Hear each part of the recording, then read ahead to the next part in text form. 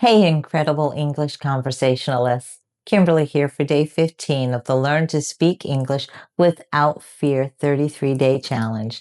Today, we begin the dance of dialogue. Welcome back to our journey where we accelerate years of struggle and frustration with learning English into months of actual conversation in English.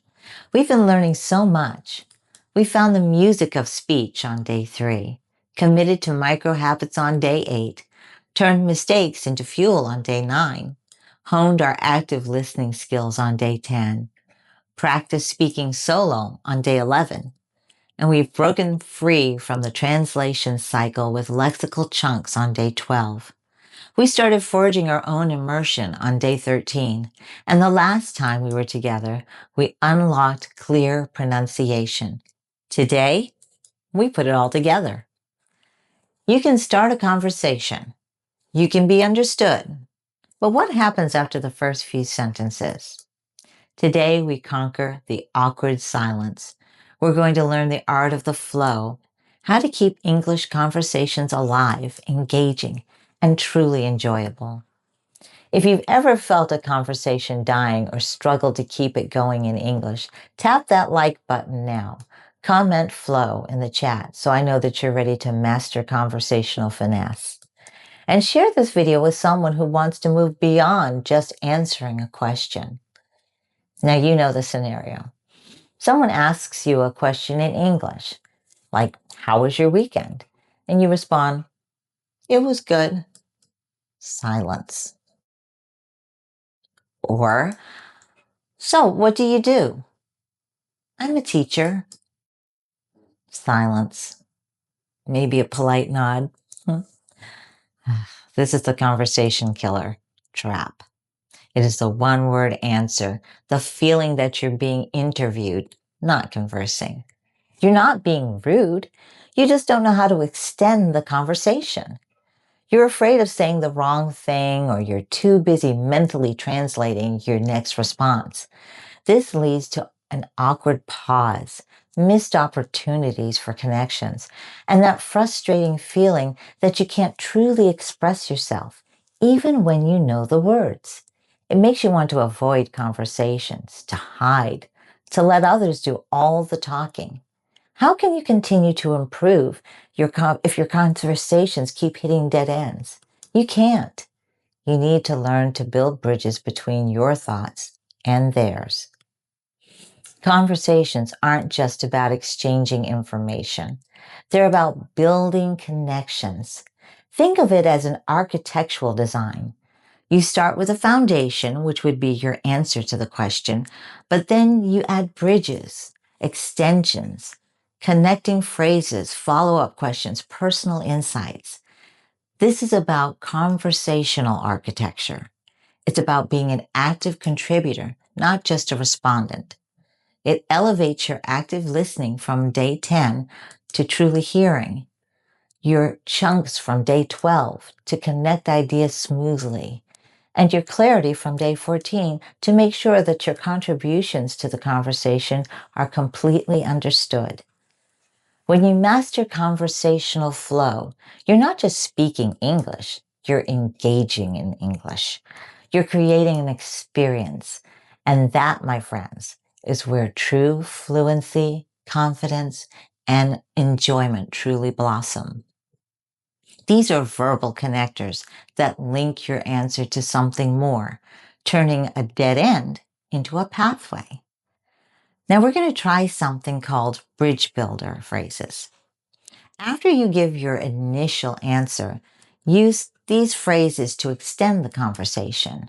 For example, to add more information, you might want to say, "Actually, that reminds me," or "I was thinking," or, on top of that.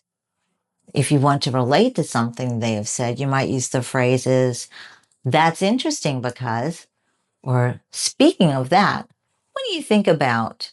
or "I totally agree." And I'd also add to that, and if you wanted to express your opinion or feelings about something, you might try phrases like, "I found that quite challenging or enjoyable." How about a phrase like, my take on that is, or I felt very strongly about.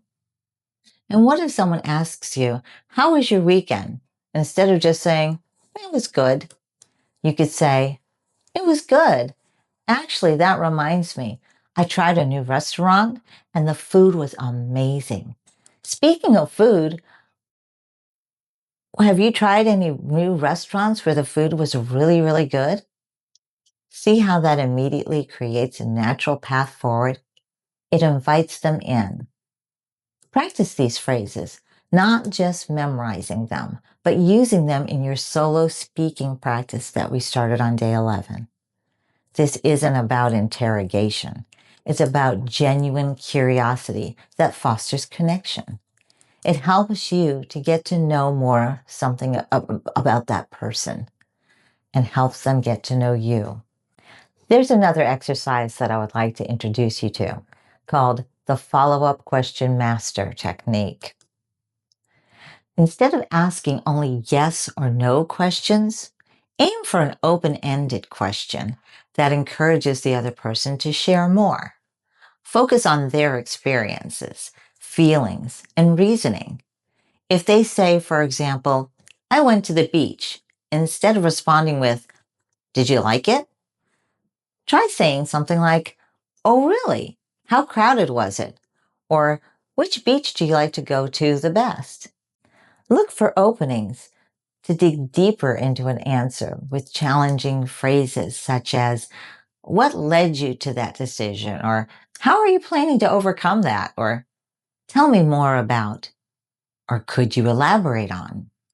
For example, if someone says, I've decided to start water skiing for a new hobby this weekend, instead of saying, oh, cool, try, oh, that sounds interesting. What got you into that?